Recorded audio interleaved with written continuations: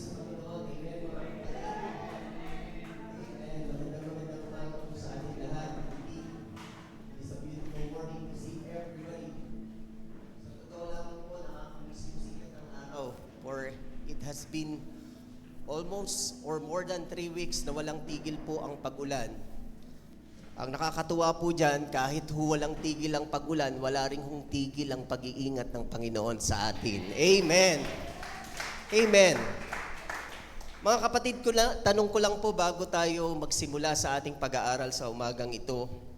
Ano-ano po ba kaya ang kinoconsider nating blessing sa buhay? Ulitin po natin, ano-ano po kaya yung kinoconsider nating blessing sa buhay? At kapag sinabi nating blessing, ano po kaya yung unang-unang pumapasok sa isip natin? Kung ikaw ay nagtatrabaho, promotion ba? Or kaya, pag sinabi mong blessing, bagong sasakyan ba? Bagong bahay ba? Bagong financial breakthrough ba? Bagong travel? Or bagong bakasyon ba? Or kaya bagong booming business ba? Or kaya naman bagong mga upgraded gadgets or new gadgets ba?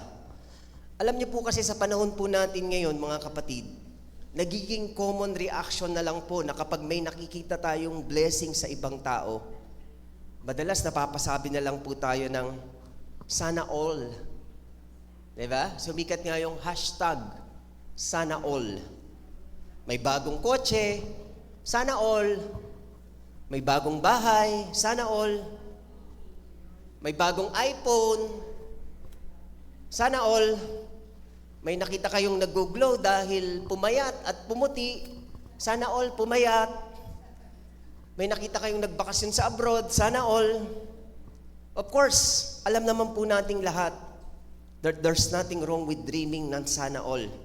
There's nothing wrong with wanting to improve our lives. Ang problem lang po kasi, the problem begins when that sana all cravings become a cravings for more. Na para bang iyon na lang yung bagong standard by which we measure God's blessing on our lives. Kasi po sa totoo lang, kung pakakaisipin po nating mabuti, enough is also a blessing. Enough is also a blessing. Kaya po this morning, mga kapatid, samahan niyo po akong hukayin at pag-aralan po natin ang part 9 ng series ng Covered by Grace entitled Enough When God Grace is All You Need. Samahan niyo po akong manalangin, mga kapatid. Heavenly Father, maraming salamat po for bringing us here today. Lord, gaya po ng pag-aaralan namin today na bago po kami humingi ng more, gusto po muna naming matutunang magpasalamat sa enough. Kaya po Lord, we thank you for the breath, yung hininga na meron kami that we have today. We thank you for the strength. We thank you that we can still get up this morning, Panginoon. We thank you for everything na sometimes po natitake for granted po namin. And this morning, Lord, paalalahanan niyo po kami that you have given us so much. And that so much is already a blessing for us, Lord God. Turuan mo po kami to teach our hearts, to pause, and to say, salamat Lord sa mga paalala at turo mo po sa amin, lalong-lalo sa umagang ito. Kaya Lord, katagpuin mo po kami and meet us exactly where we are right now. Iba-iba po kami ng sitwasyon, iba-iba po kami ng pinagdadaanan. But we do believe that you can meet us exactly where we are right now. Salamat po dahil hindi po namin kailangang magpanggap sa harapan ninyo kung kami po ay sugatan, kung kami po ay malungkot, kung kami po ay problema. We can come as we are. Tired, broken, confused, hopeful, na para bang bahagya na lamang kaming nakakapit sa buhay. Salamat po dahil ang grace mo, Lord, it is not requiring us to figure out everything on our own. Instead, your grace is simply asking us to simply trust on you today. Kaya po, Panginoon, sa mga sandaling ito, open our hearts this morning as we study your word right now. Help us to realize that when we have you, Lord, we have enough. Sa mga sandaling ito, speak to us. In the mighty name of Jesus we pray. Amen. Amen. Amen. Palakpakan po natin ang Panginoon. Ang sabi po natin kanina, nagsisimula ang problema kapag more ang naging standard natin na panukat sa blessing ng Lord. Kasi po, habang tumataas ang more, bumababa naman ang gratitude sa buhay natin. Tumataas ang more, siyempre, tumataas ang desire, tumataas ang longing, tumataas ang expectations. At habang tumataas ang more, bumababa naman ang contentment. At alam nating lahat that when contentment goes down, the non-appreciation goes up. At kapag nasanay po tayo na hindi natin na-appreciate ang meron tayo, doon unti-unti pong nauubos ang gratitude natin sa buhay. Kasi po habang busy tayo looking for more, desiring for more money, more success, more followers online, more achievements, bagong kotse, bagong gadget, mas bonggacious na bahay. Minsan nakakalimutan natin kung ano na ang currently na meron tayo. At alam niyo po, this behavioral trend become even more obvious kapag may mga season na parang ipinapaalala sa ating buhay kung ano talaga ang mahalaga. Of course, wag na po tayong lumayo. Look at what we've been experiencing recently. Almost 3 weeks of non-stop rain. So flooding here, flooding there, flooding everywhere. And suddenly, yung mga bagay na parang normal lang sa atin, nagiging sobrang importante. Yung sasakyan na pinaghirapang nating bilhin, Lord, sana po wag bahain. Yung rep, yung TV, yung mga appliances, yung mga gamit na pinundar natin for years, Lord, sana po wag pasukin ng tubig. Kaya tuloy minsan, stress ka na kahit nagpe-pray ka pa.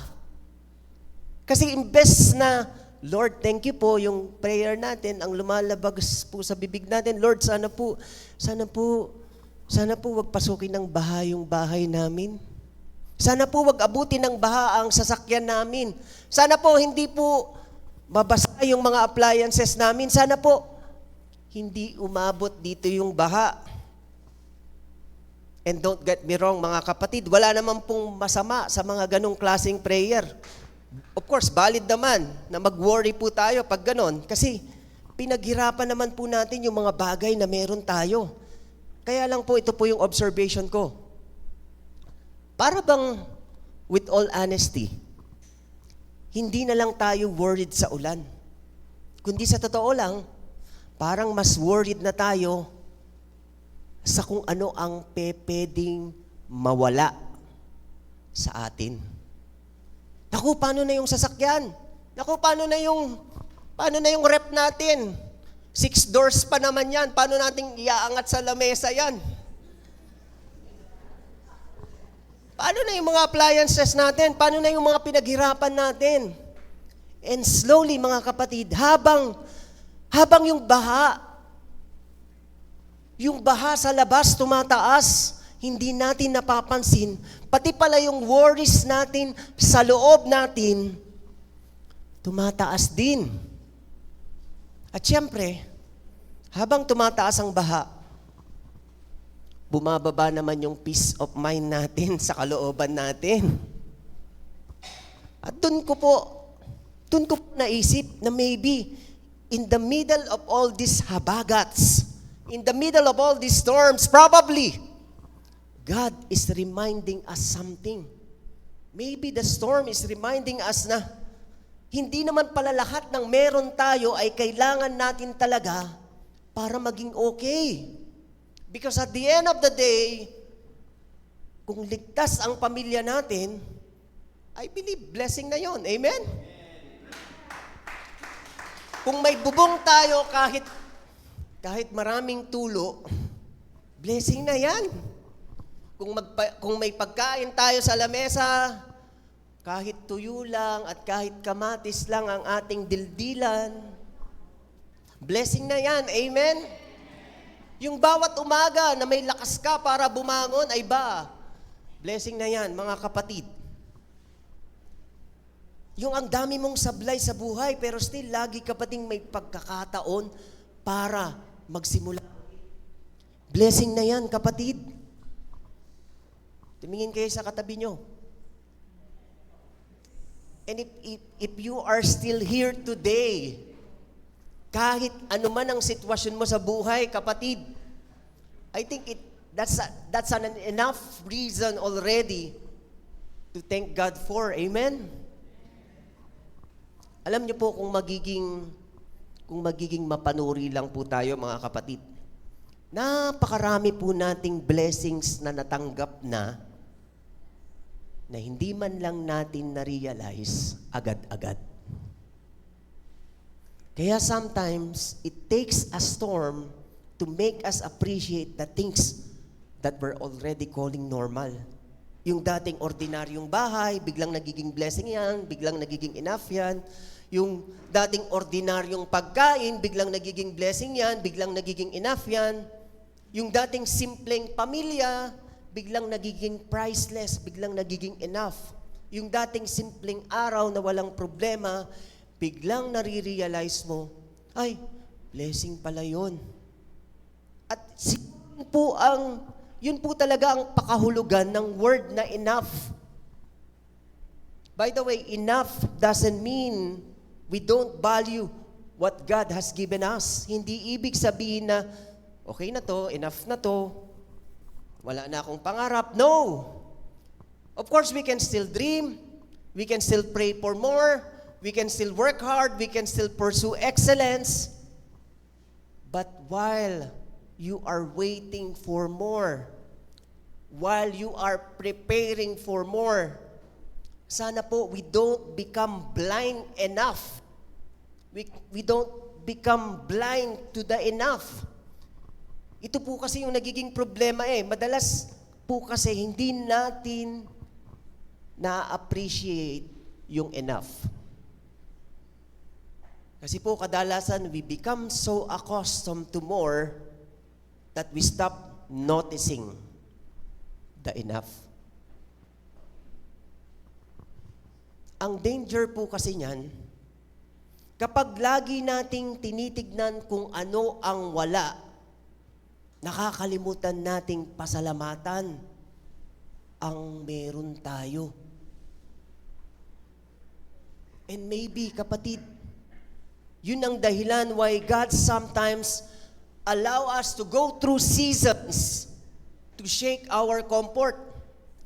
Hindi naman ibig sabihin nun, syempre gusto niyang kunin yung lahat sa atin. No.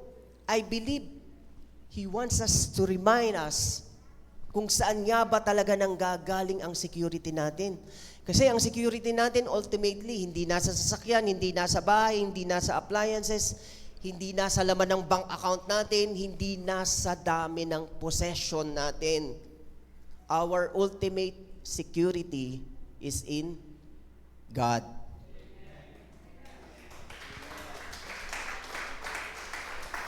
Kaya kapag dumating ang storm, yes of course, you can protect what God has entrusted you. Pwede kang maghanda, of course, maging responsable, alagaan natin ang mga bagay na pinagkaloob niya sa atin. Pero sana po, huwag nating hayaang mas matakot tayo na mawala ang mga bagay na meron tayo at mawalan tayo ng focus sa Diyos na nagbigay ng lahat ng iyon. Because at the end of the day, more is not always a fruit that God is good. And less doesn't mean that God has forgotten you. Kasi kung maayos ang pananaw natin, yes, more is a blessing and less is a lesson. At minsan, enough is exactly where God wants us to discover His faithfulness. Kaya enough, that is perfectly designed, perfectly accustomed, and molded to you individually, yung saktong binibigay lang ng Diyos sa inyo. Kasi pag sobrang dami kasi, pwedeng madali kang mapariwara. Amen? Kasi po, sometimes, enough is already a blessing. And maybe today, gustong itanong ng Diyos sa atin na, anak, kaya mo pa rin ba akong pasalamatan sa kung ano meron ka ngayon habang hinihintay mo pa yung mga bagay na wala ka pa?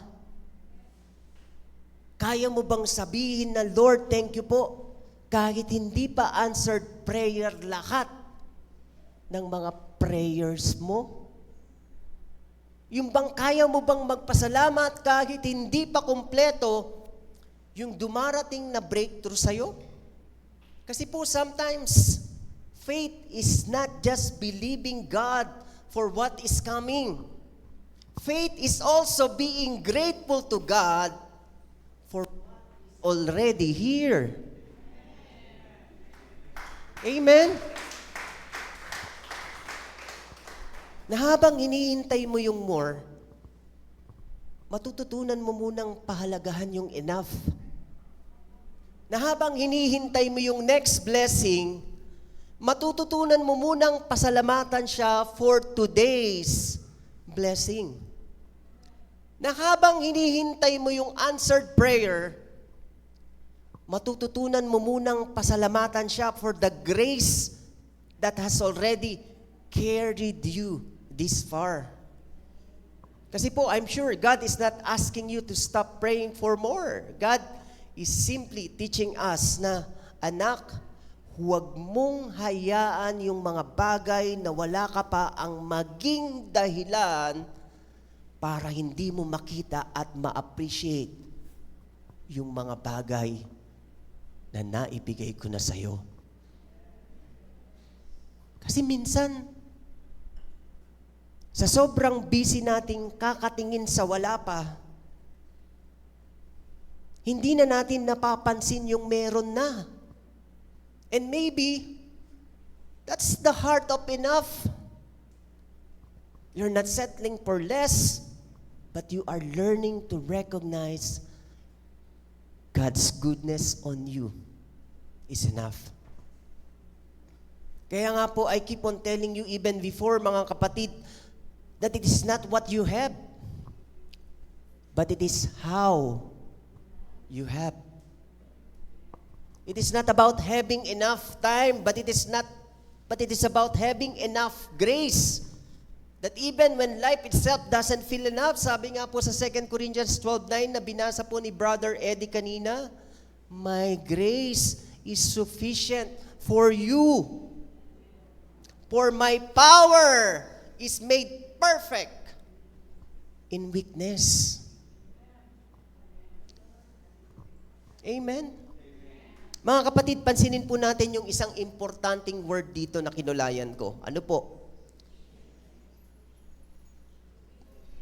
Sufficient. Ano po ang ibig sabihin ng sufficient? Sapat. Ibig sabihin, enough. Amen? So when God says, my grace is sufficient for you, parang sinasabi niya, anak, my grace is enough for you. Hindi niya sinasabi na my grace will give you everything you want. No. Hindi niya rin po sinasabi na my grace will remove every problem you're facing. No. Ang sabi niya po, my grace is enough. Enough para sa weakness mo. Enough para sa struggles mo. Enough para sa waiting season mo. Enough para sa mga unanswered prayer mo. Enough para sa mga financial pressure mo. Enough para sa mga family problems mo. Enough para sa season na hindi mo na alam kung paanong magpatuloy. And sometimes, ito po kasi yung challenge na nahihirapan tayong tanggapin. Kasi po ang prayer natin palagi, Lord, dagdagan mo pa po yung strength ko. Pero minsan ang sagot ni Lord, anak, my grace is already enough. Lord, dagdagan mo pa po yung provision mo. Anak, learn to trust me with what I have provided you today. Lord, alisin mo na po itong problemang ito. Anak, my grace is sufficient for you. Kahit nandyan pa yung problema mo. Mga kapatid, enough doesn't mean God is giving us less. Hindi po ibig sabihin na dahil enough lang, kulang na si Lord. Kasi po, enough means God is giving us exactly what we need to walk through this season with Him. Exactly. Enough grace, enough strength, enough faith, enough courage, enough peace. Yung enough lang for today. And here's the beautiful part. Kung natututo po tayong magpasalamat sa enough, doon natin mas nakikita kung gaano talaga kabuti si Lord sa atin. Kasi kung ang mata natin ay laging nakatingin sa more, hindi natin napapansin yung mga grace na nasa kamay na natin. But when we finally learn to say, Lord, thank you po. Hindi man ito ang lahat ng gusto ko, pero sapat na po ang grace mo sa akin today. Doon po natin marirealize, God was just never enough.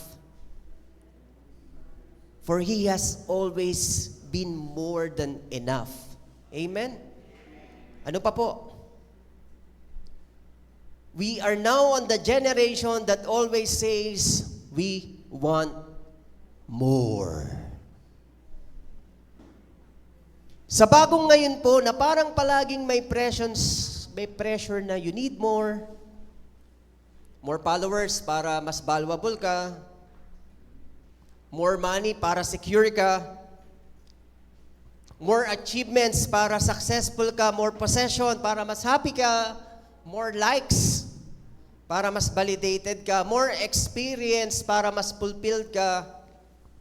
And because of the influence of social media, na para bang everyday merong somebody who is showing us something that we don't have.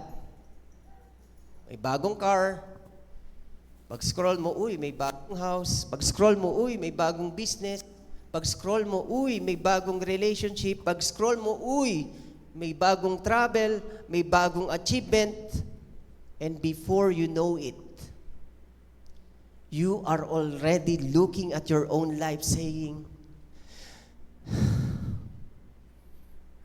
Teka, bakit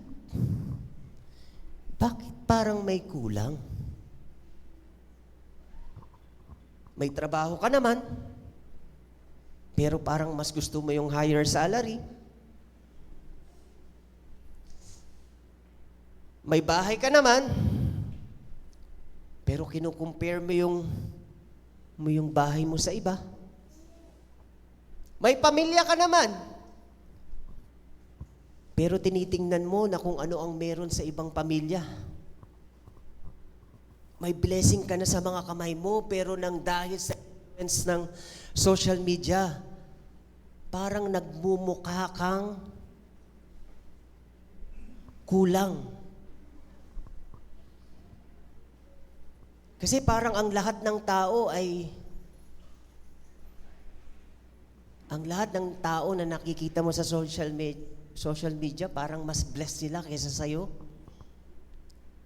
And sooner and not later, we stop counting our blessings because we're already busy counting what we're missing. At ito po yung isa sa mga patibong ng kaaway sa buhay natin ngayon kung bakit po natin ito pinag-uusapan. Na kapag hindi po tayo naging mapanuri, kapag hindi tayo humingi ng wisdom at discernment sa tulong ng Banal na Espiritu Santo, unti-unti tayong matuturuan ng mundo na isipin na ikaw ay kulang pa. Kahit ikaw ay meron na. Na ikaw ay kulang pa kahit ikaw ay blessed na. Na ikaw ay kulang pa kahit may sapat na. And that's dangerous, mga kapatid, because you can have many, many things and feel empty. You can have more and more and more and more money and still be anxious. Alam niyo ba, mas marami yung stress ng taong mas maraming pera? Tignan niyo po yung katabi niyo, hindi mukhang stress. Joke lang po.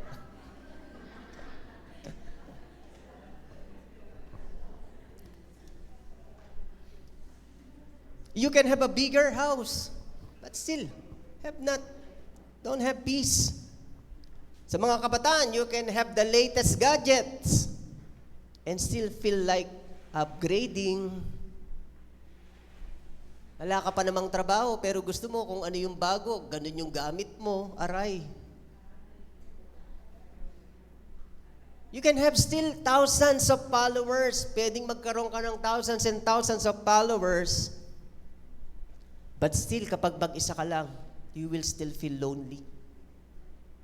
You can have more and more things and still never feel enough. Di ba sabi nga ng isang kanta, never enough? Naman, lahat kayo kumanta. Because the problem isn't always what we have.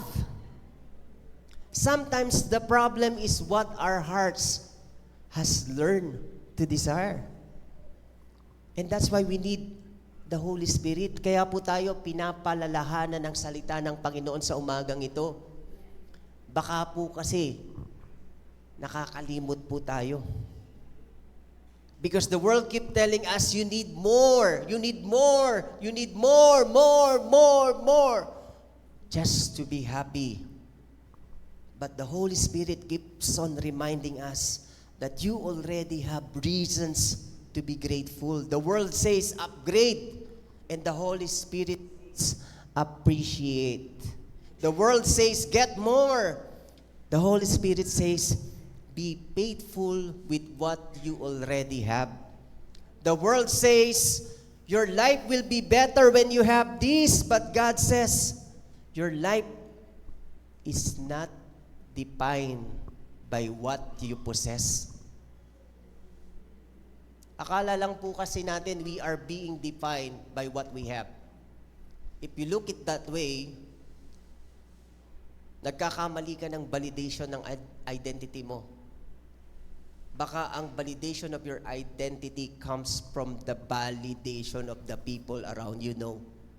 The only one who can validate your identity is the one who created your identity.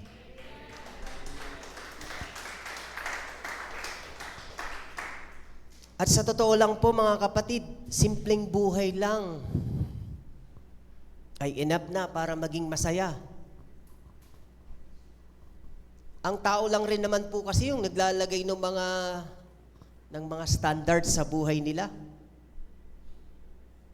At hindi naman talaga nagbabago yung blessing at yung nagbabago lang minsan yung standard natin. Nung nagsimula kang magtrabaho, ang sahod mo 7,500 lang. After 2 years, naging 15,000 yung sahod mo. After 5 years, naging 60,000 yung sahod mo. After 8 years, naging 150,000 monthly ang sahod mo. After 20 years, naging 300,000 monthly yung sahod mo. Pero nagtataka ka, kahit lumaki yung sahod mo, parang kulang pa rin. Amen? Kasi, hindi naman nagbago yung blessing eh. Nagbago lang yung standard mo. At yung standard na yun, hindi naman Diyos ang nagbibigay noon. Kayo, yung nagseset sa standard nyo. course, hindi naman masamang magkaroon ng maraming mga masasaganang bagay. Hindi masamang magkaroon ng mga makabagong mga gadgets na kagaya ngayon, may bago tayong camera. Kaya pag uwi nyo po mamaya, browse nyo yung YouTube, pwede nyo panoorin ulit itong message natin. Tignan nyo po kung saan ako mas gwapo, kung last month o ngayon. Kung mas gwapo ako ngayon, definitely purihin ang Panginoon sa bagong gadgets po natin. Amen? So hindi ho masamang mag-improve sa buhay. Blessings are good. But when blessing becomes burden, we have to maintain. When blessing becomes burdens, we have to protect. When blessing become burdens, we have to upgrade and constantly compare. Sobrang nakakapagod po yun. Sobrang high maintenance po yun, mga kapatid. Yun na po yung dapat na panahon na dapat i-check natin yung mga puso natin. Kasi yung unang-unang bagay na nawawala sa atin, yung joy, yung contentment, yung peace, na dapat sana built-in na sa atin. Amen? Because sometimes, mas nagiging complicated po ang buhay natin dahil sa dami ng possession natin. Kaya tuloy mas nagiging mahirap para sa atin na ma-enjoy yung mga simpleng bagay na matagal nang binigay ng Lord sa atin. Parang ganito, mas maraming gamit, mas maraming kailangang alagaan. Mas maraming possession, mas maraming kailangang i-maintain. Mas maraming gustong i-upgrade, of course, mas maraming kailangang pag-ipunan. Mas maraming bagay na ayaw nating mawala, mas marami tayong kinakatakutan na baka mawala. And before we know it, we're no longer enjoying what we have because we're busy protecting, we're busy maintaining, and we're busy wanting for more. Dati, simple lang. Kape sa umaga, wala ngang lamesa, upo lang sa sahig. Kumisan, sabaw lang ng gatas ng manok ang ulam. Ano po yung gatas ng manok? Sarap po yun. Favorite po, nung bata po ako, natikman ko yun, gatas ng manok. Tsaka yung, hindi ko alam kung nung tawag doon sa sinangag na yun, yung ginaganon ng apo ko, yung apo ko. Pagka ginanon niya po, talagang napakasarap.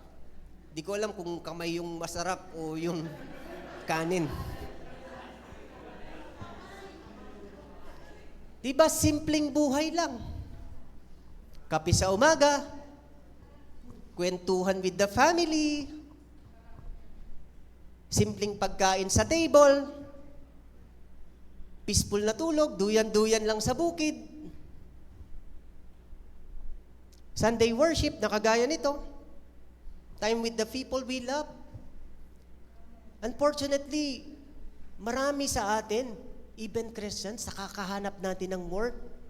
Minsan pati yung Sunday, nako-compromise. Yung Sunday na worship, nako-compromise dahil sa kakahanap natin ng more. Ay, di ako makaka-attend kasi may trabaho ako. Ay, di ako makaka-attend kasi nagtitinda ako. Ay, di ako makaka-attend kasi I'm not saying na mali po yung mga reasons nyo, but come on guys. Isipin yung mabuti kung ano yung pinag-uusapan natin dito. Kikitain mo yung pera, mawawala din yan eh. Nagpagod ka lang, nawala yung pera, saan napunta yung pera? Importante kung saan ka napahinga, kung saan ka nagkaroon ng kapayapaan, kung saan ka naging masaya. Amen? Kasi ngayon parang kailangan pa natin ng bagong gadget, bagong car, bagong house, bagong experience. Para minsan, para lang maramdaman natin na okay na tayo, pero ang totoo, hindi naman nagiging mas simple ang buhay kapag dumarami ang meron tayo. Sometimes, mas marami kang hawak, mas marami kang iniisip. At minsan yung hinahanap nating happiness sa more, matagal na palang nasa enough. Maybe, mga kapatid, God is teaching us to go back to simple things. Yung hindi kailangan ng upgrade, hindi kailangan ng comparison, hindi kailangan ng validation, hindi kailangan i-post para maging valuable. Because sometimes, the simple life is not a life that lacks blessing. It is a life that has learned to recognize the blessing that is already there. Kung maghahanap ka ng wala, meron ka talagang makikitang wala. Ang hanapin mo kung ano yung meron, definitely meron kang makikita na meron ka. Kasi po, if not, we may own things, but sometimes the things may begin to own us. We have so much to the point that we have so little peace. Kaya po sinabi ni Paul sa 1 Timothy 6:6, godliness with contentment is great gain. Great gain is not always having more, because great gain is learning to be contented with God. Yung makontento ka sa enough na pinagkaloob ng Panginoon sa'yo. Because at the end of the day, what if the blessing is not by really having everything you want?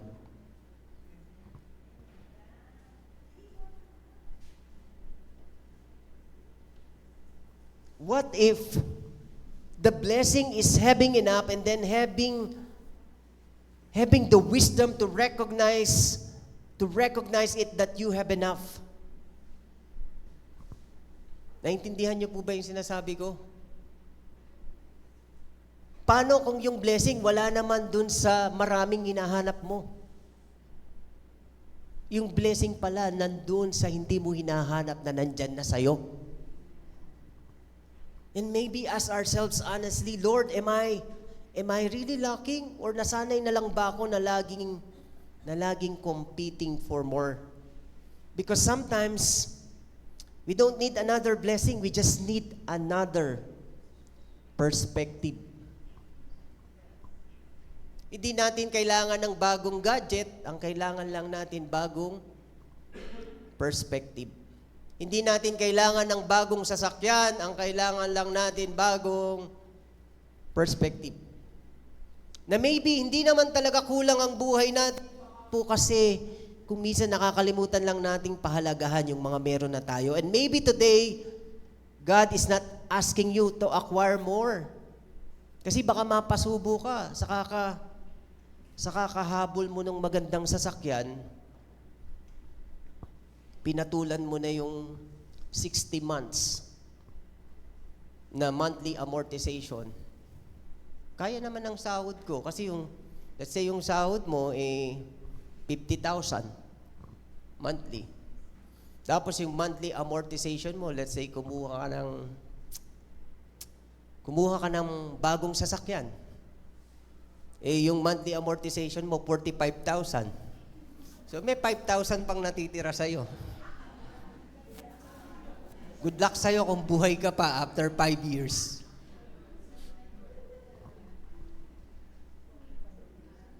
Masaya ka ba nun? Uy, may bago akong sasakyan. Pero pagtingin mo sa bulsa mo, sumahod ako Bakit nawala? Napapasubo tayo at ang masama nun, baka dahil hindi natin napag-pray ng mabuti, mabatak pa yung sasakyan at mawala sa atin. Kasi kakahanap natin ng more. Minsan sa kakahanap natin ng masarap, gusto natin kain dito, kain doon. Hindi natin na-appreciate yung pagkain na meron tayo sa table natin. Hindi natin na-appreciate na yung pamilyang kasama natin. Lalo na ngayon, di ba?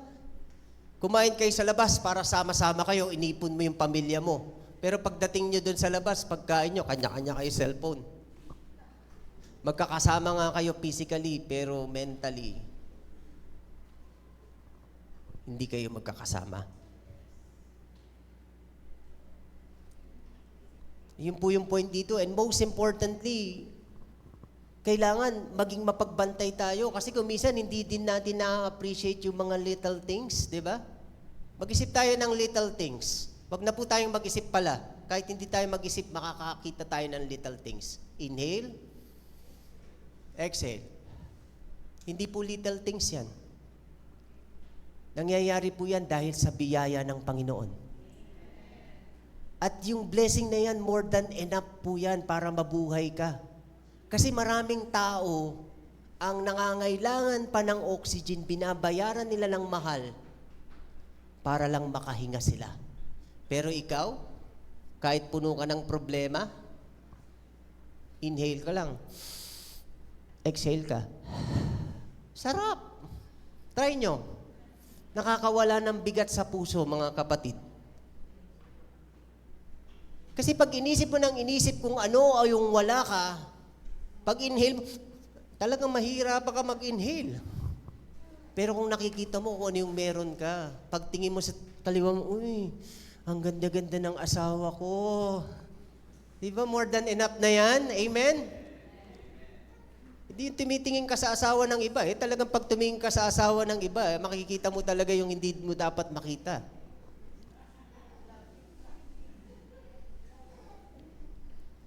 Kasi po minsan, the miracle is not that God will give us more.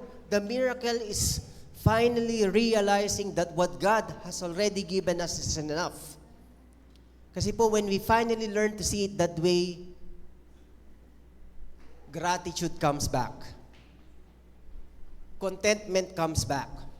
Peace comes back. Saka natin ma-realize, Lord, I may not have everything I want, but I have everything I need for today. And most importantly, Lord, I have you.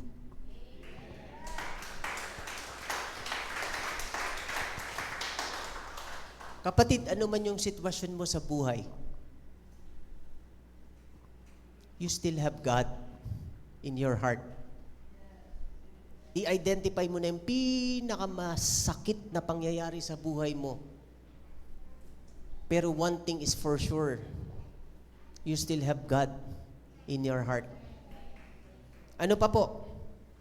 Jesus taught us to pray for daily bread. Nung tinuruan po tayong magdasal ni Jesus, sabi niya po sa Matthew 6:11, give us this day our daily bread. Notice the prayer, mga kapatid, daily bread. Hindi po, Lord, bigyan mo po ako ng bread hanggang 2030. No. Ang sabi niya po, daily. Ibig sabihin, today, enough for today. Kasi po, I believe, meron pong something powerful na tinuturo si Jesus Christ sa atin dito. That sometimes, God doesn't give us everything we want. Of course, logically, baka pwedeng ikapahamak po natin yon. He give us what we need to keep us walking with Him today. Kapag sapat lang yan, yung sapat na yan, lalong yayabong yan kasi sasamahan mo pa yan ng faith.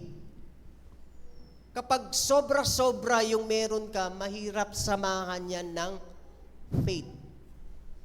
Diba? Mas madaling makalimot kapag ikaw ay sagana. Pero kapag ikaw ay sakto at kulang, ramdam mo palaging kasama mo ang Diyos. Amen. Kaya,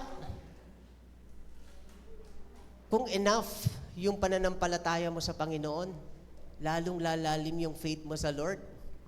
Yung paghaharap ka sa salamin, paggising mo sa umaga, hingiti ka. Praise the Lord. Kasi, enough na enough yung nararamdaman mo sa biyaya ng Panginoon. At dahil naliligayahan yung puso mo, nag-glow ka ngayon. Gumaganda ka. Lumalakas yung mga hormones mo sa katawan mo. Pero pagkagising mo, puno ka kaagad ng problema, stress ka kaagad, kahit konting-konti lang yung kainin mo, yung cortisol level mo, mas mataas pa sa'yo.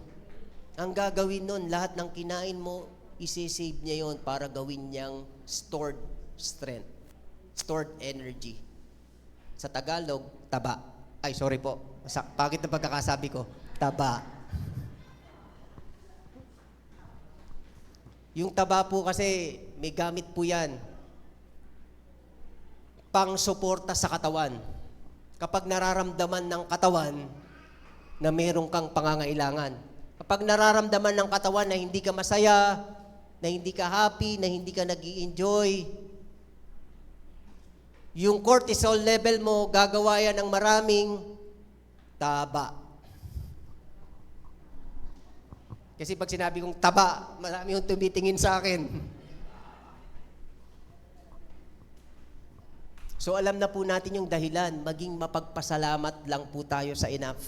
You don't have to figure out everything. Kasi hindi ka naman Diyos. Ang importante lang, sa bawat paggising mo, buhay ka pa. That you have enough strength to take the next step.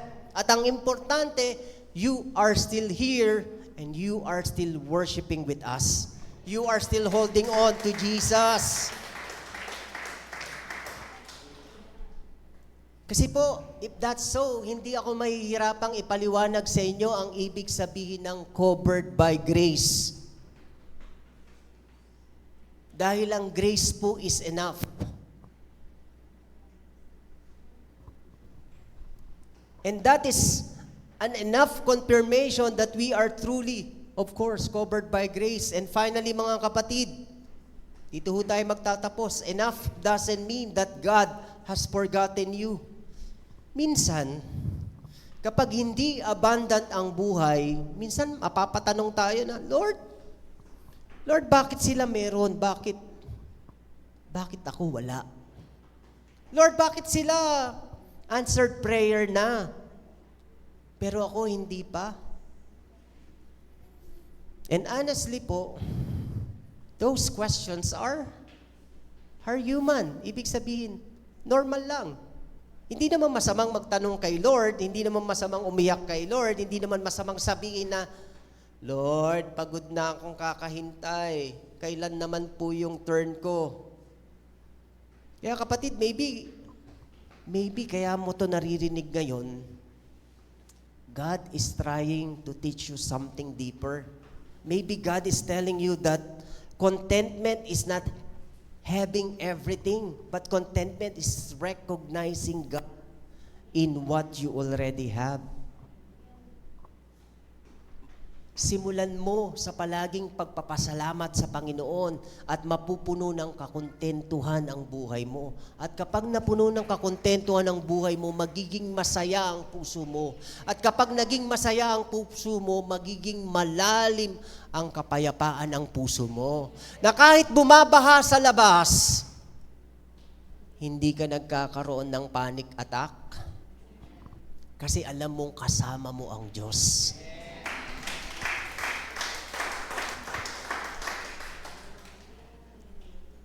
Kapatid, maybe kung kakahanap natin sa more,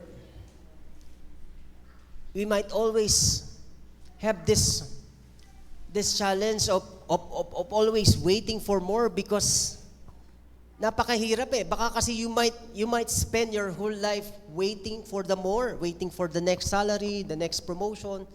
Parang alam mo yun, yung nagtatrabaho ka but alam mo, dapat na-promote ka na pero hindi ka pa napupromote. Wala namang masama na merong konting-konting pakiramdam ng ganon. Pero kapag nag-focus ka doon, anong nawawala sa'yo? Nawawalan ka ng joy sa pagtatrabaho. Yung bang dating sipag mo, parang tumatamad ka na, hindi naman ako na-appreciate. Lahat, nag-iiba yung paningin mo. Kaya importanteng kapag nagtatrabaho ka, hindi ka nakatingin sa boss mo, kundi nakatingin ka na ang Panginoon pa rin ang boss mo sa lahat-lahat. Kasi yung faithfulness mo sa trabaho, wala sa kapwa mo tao na boss, kundi nasa Panginoong Jesus. Amen? Mahirap kasi yung gano'n, yung waiting ka ng waiting para sa mga next, hanggang sa naging infinite next. At dahil sa kaka-next natin, pwede po kasing we can completely miss today. Next slide. Habang naghihintay ka ng next promotion, hindi mo na tuloy na i-enjoy yung trabaho na meron ka ngayon. Habang naghahanap ka ng next relationship, hindi mo na napapansin yung mga taong tunay na nagmamahal sa'yo ngayon. Habang naghihintay ka ng next breakthrough, hindi mo na napapansin kung ilang beses ka nang tinulungan ni Lord para lang makalampas sa mga previous battles mo. Habang naghihintay ka ng next blessing mo, nakalimutan mong pasalamat yung blessing na nasa harapan mo ngayon. You spend so much of your life preparing for tomorrow that you forget to live today. Kaya sabi mo, pag may pera na ako, pag successful na ako, pag okay na lahat, pag may bahay na, pag may sarili na akong pamilya, pag nag-retire na ako, pag may time na ako, then saka ako magiging happy at maglilingkod. But what if the sakana never comes? What if life doesn't give us the amount of time we thought we had? What if one day we're forced to look back and realize, ang dami kong hinintay, kaya tuloy nakalimutan kong mabuhay. You've waited for more money. Nagtrabaho ka ng nagtrabaho sa ibang bansa. And you miss the precious moments with your family. You waited for more success, but you missed the people who were already there for you. You waited for the perfect moment, but the ordinary moments were actually the moments that mattered most. And maybe that is where regret comes in. Kasi minsan, regret doesn't come from the things we failed to acquire, but the regret comes from the things we failed to appreciate. Mga joy nabber po yan eh. Yung mga magnanakaw ng saya. Yun sanang the conversation we should have had. Yung mga hug na dapat sanang naibigay natin, yung I love you na dapat sanang nasabi natin, yung prayer na dapat sana ipinagdasal natin, yung mga bill, yung mga meal na dapat sanang sabay-sabay nating na-enjoy, yung mga taong dapat sana napasalamatan natin habang nandyan pa sila. Yung mga simpleng moments na dapat sana present tayo pero busy tayo sa phone, busy tayo sa trabaho, busy tayo sa problema, busy tayo sa paghahanap ng more. And perhaps one of the saddest realization is, Lord, ang dami ko na palang blessings. Ang dami ko palang meron, pero naging sobrang busy ako sa paghahanap ng more at hindi ko agad napansin kung gaano ka pala kabuti sa buhay ko. Mga kapatid, don't wait until the end of your life bago mo ma-realize kung gaano ka pala ka-bless. Huwag nating hintayin na mawalan muna tayo bago natin ma-appreciate ang meron tayo. Huwag mong hintayin na maging empty ang bahay nyo bago mo ma-realize kung gaano kahalaga ang pamilya mo. Huwag mong hintayin na malalaki na ang mga anak mo bago mo mapagtanto kung gaano kabilis lumipas ang panahon.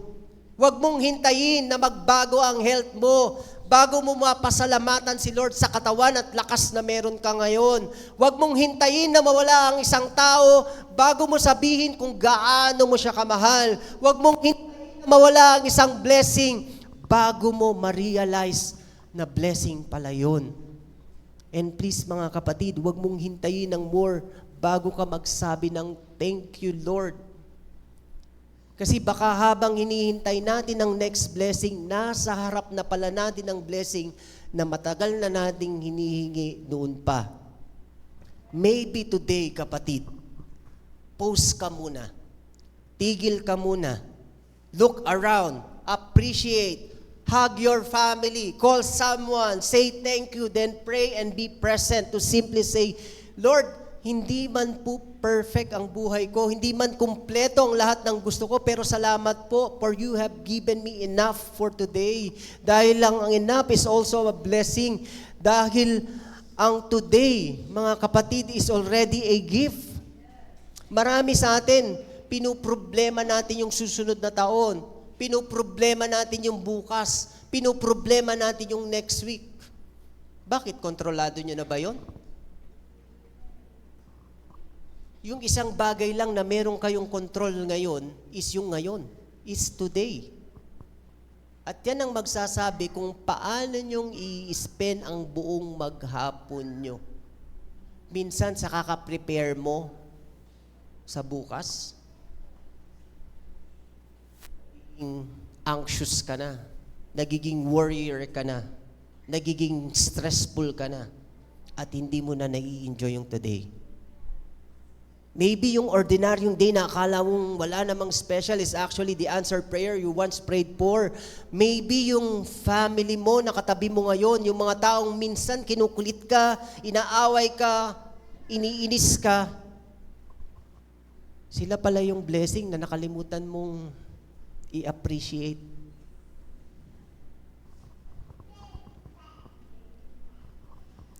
Ang mahirap, minsan, naiisip mo lang yon pag wala na sila. Maybe yung pagharap mo ngayon, God's provision pala. Hindi man fancy, hindi man complete, pero may makakain ka, and that is already a blessing. Kaya napaka-importanting mag-pray tayo bago kumain. Hindi dahil tradisyon siya, hindi lang dahil kailangan nating sabihin, bless us, O Lord, Amen. No. But because prayer reminds our hearts na, Lord, you have provided this. At kapag na-realize natin na provision pala ito ni Lord sa atin, nagiging grateful tayo. And when gratitude enters the heart, mas nagiging masaya tayo sa kung ano ang meron tayo. Minsan kasi, hindi naman talaga nagbago yung pagkain. Nagbago lang yung puso natin habang kinakain natin yung pagkain. Same rice, same ulang, same table. Pero pag kinain mo yon with a grateful heart, parang mas sumasarap. Hindi dahil may magic food, but because gratitude changes the way we experience what we already have. Gratitude changes the way we experience what we already have. Wag po nating ubusin yung panahon ng buhay nating kakaproblema sa problemang hindi naman talaga problema. Ito po, ipaalala lang din sa atin. Meron akong mga kilala at meron akong mga alam. Kunwari, nagde-day off para magpahinga, pero hindi nagpapahinga. I-enjoy po natin yung the seventh day na binigay ng Diyos sa atin para magpahinga. Kailangan po ng mga katawan po natin yan. Meron pa, dahil 60 plus na, nag-retire na. Kasi pagod na akong magtrabaho, nag-retire na ako eh. Nag-retire nga, pero pagkatapos mag-retire, nagbukas ng 1, 2, 3, 4, 5, 6, 7, 8, 9, 10 and a half na business. So mas pagod pa siya nung nag-retire siya kaysa nung tatrabaho siya. Wala akong masamang mag-business. Ang point ko lang dito, kailan mo pa i-appreciate yung enough? Yung mga konting panahon na nalalabi sa buhay mo na dapat ini-spend mo na sa mga anak mo, ini-spend mo na sa mga apo mo. Kasi yan yung mga bagay na hindi kayang bayaran at bilhin ng pera. Yung moment na kasama mo sila, yung mga bagay na tinuro mo sa kanila, yung mga pagkakataong nai-enjoy kanila, dahil yan yung maiiwan sa kanila sa panahong wala ka na. And maybe yung katotohanan na nandito ka pa rin, mga kapatid. After all the storms, after all the disappointments, after all the failures, after all the things that almost broke you, you are still standing. That nangyayari yan. It's because of all of God's grace. Amen? Iba-iba po tayo ng sitwasyon dito, iba-iba po tayo ng struggle dito. Walang taong walang struggle. Walang taong walang problema. Hindi ka tao kapag wala kang problema. Kailangan lang po nating magpakatotoo bilang tao kung ano yung pinagdadaanan natin nang sa gayon mas maintindihan po tayo ng Panginoon. Amen? So kapatid, don't let the pursuit of tomorrow steal the blessing of today, because today is the only day God has actually placed in your hands. Yan lang ang moment na may control tayo sa pwedeng mangyari sa buhay natin. And if God has given you enough grace for today, then today is already covered. Alam niyo po, a lot of Christians don't really understand what we mean when we say God is more than enough. Kasi po, hindi talaga nila naiintindihan ang more than enough. Kung hindi muna po tayo matututong magpasalamat sa enough.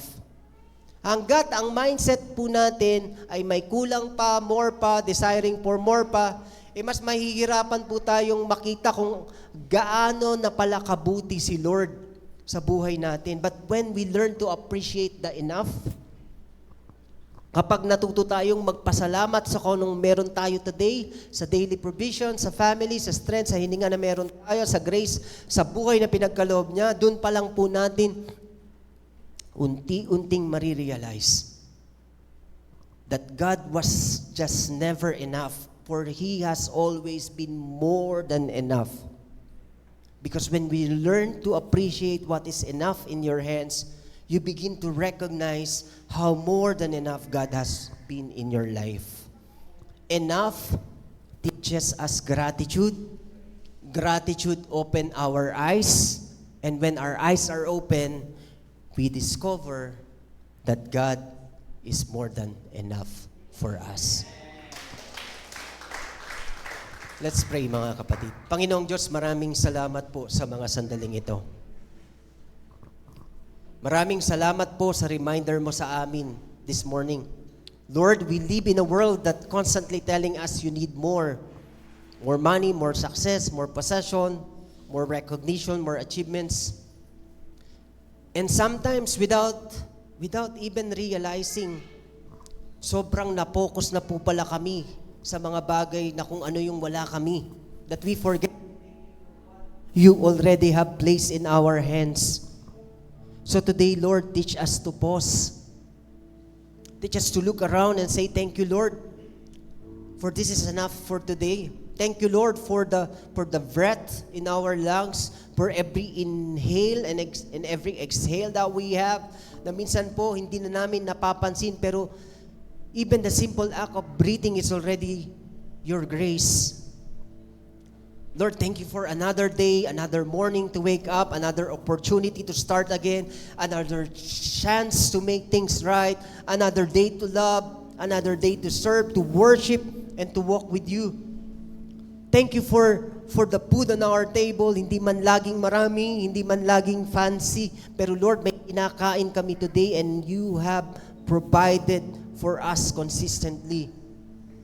Thank you for our family and the people who love us. Lord, thank you for the strength that carried us through difficult seasons sa mga panahong akala namin hindi na namin kaya, but you carried us. Sa mga araw na wala kaming masabi sa mga prayer namin, and yet, Lord, you understood our hearts.